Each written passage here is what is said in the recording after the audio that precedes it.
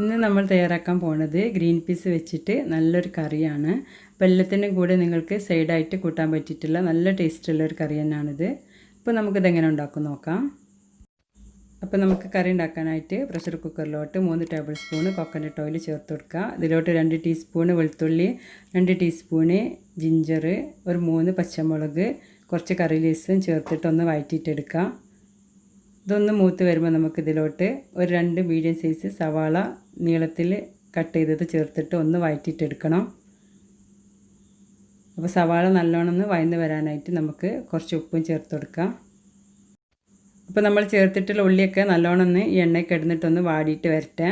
അപ്പോൾ ആ സമയത്തേക്ക് നമുക്ക് ഇതിലോട്ട് വേണ്ടിയിട്ടുള്ള പൊടികൾ തയ്യാറാക്കിയെടുക്കാം. ഒരു ടീസ്പൂണ് മുളക് പൊടി ചേർത്ത് കൊടുക്കുക. നല്ല എരിവുള്ള മുളക് പൊടിയാണ് കേട്ടോ. 2 ടേബിൾ സ്പൂൺ മല്ലിപ്പൊടി, 1/2 ടീസ്പൂൺ മഞ്ഞൾപ്പൊടി, 1/2 ടീസ്പൂൺ ഗരം മസാല, 1/4 ടീസ്പൂൺ വലിയ ജീരകത്തിൻ്റെ പൗഡർ, ഇതെല്ലാം കൂടി ചേർത്തിട്ട് മിക്സ് ചെയ്ത് കൊടുക്കുക. എന്നിട്ട് കുറച്ച് വെള്ളം ചേർത്തിട്ട് ഇതൊന്ന് പേസ്റ്റ് രൂപത്തിലാക്കിയെടുക്കണം.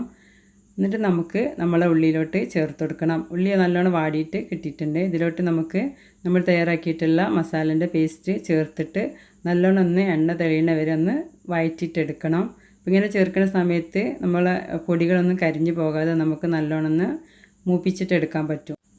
ഇനി നമുക്ക് നമ്മൾ ചേർത്തിട്ടുള്ള മസാലയൊക്കെ നല്ലോണം ഒന്ന് മൂപ്പിച്ചിട്ടെടുക്കാം. അപ്പോൾ അതിൻ്റെ പച്ചമണക്കം മാറി എണ്ണ തെളിഞ്ഞ് വരുന്ന വരെ നമുക്കൊന്ന് വഴറ്റിയിട്ടെടുക്കാം.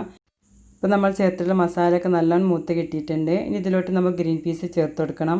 അപ്പോൾ ഞാനിതൊരു കപ്പ് ഗ്രീൻ പീസ് 8 മണിക്കൂർ കുതിർത്ത് വെച്ചതാണ്. എന്നിട്ട് നല്ലോണം കഴുകിയതിന് ശേഷം നമുക്കിതിലോട്ട് ചേർത്ത് കൊടുക്കാം. ചേർത്ത് കൊടുത്തതിന് ശേഷം നല്ലോണം മിക്സ് ചെയ്ത് കൊടുക്കുക. നല്ലോണം മിക്സ് ചെയ്തതിന് ശേഷം ആവശ്യത്തിന് ഉപ്പും കുറച്ച് വെള്ളം ഒഴിച്ചിട്ട് നമുക്കിതൊന്ന് വേവിച്ചിട്ടെടുക്കാം. അപ്പോൾ എൻ്റെ അടുത്തുള്ള ഗ്രീൻ പീസ് വേഗം തന്നെ വെന്ത് കിട്ടുന്ന ടൈപ്പ് ഗ്രീൻ പീസാണ്. അപ്പോൾ ഞാൻ അതിനെ കൊണ്ട് ഒരു വിസിലേ വരുത്തുന്നുള്ളൂ.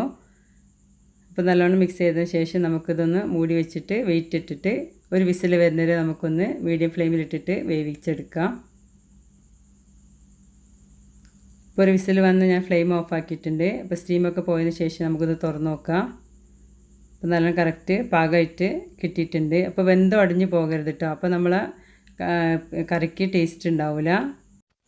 ഇനി നമുക്ക് സ്റ്റവ് ഒന്ന് ഓണാക്കിയിട്ട് ഇതൊന്ന് തിളപ്പിച്ചിട്ടെടുക്കണം. 1 മിനിറ്റൊക്കെ തിളപ്പിച്ചാൽ മതിയാകും. അപ്പോൾ തിളച്ചതിന് ശേഷം നമുക്ക് ഇതിലോട്ട് തക്കാളി ചേർത്ത് കൊടുക്കണം. ഒരു മീഡിയം സൈസ് തക്കാളിയാണ്. അതിൻ്റെ കുരൊക്കെ കളഞ്ഞതിന് ശേഷം നമുക്ക് ഇതിലോട്ട് ചേർത്ത് കൊടുക്കാം. അപ്പോൾ തക്കാളി നല്ലോണം ഒന്ന് വാടി കിട്ടിയാൽ മതി, വെന്തോടേണ്ട ആവശ്യമില്ല. അപ്പോൾ തക്കാളി ചേർത്ത് 1 മിനിറ്റ് നല്ലോണം ഒന്ന് വഴറ്റിയിട്ടെടുത്തിട്ടുണ്ട്.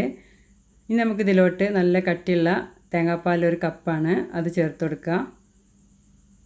തേങ്ങാപ്പാൽ ചേർത്തതിന് ശേഷം നല്ലോണം തിളപ്പിച്ചിട്ടെടുക്കേണ്ട, ഒന്ന് ചൂടാക്കിയിട്ടെടുത്താൽ മതി.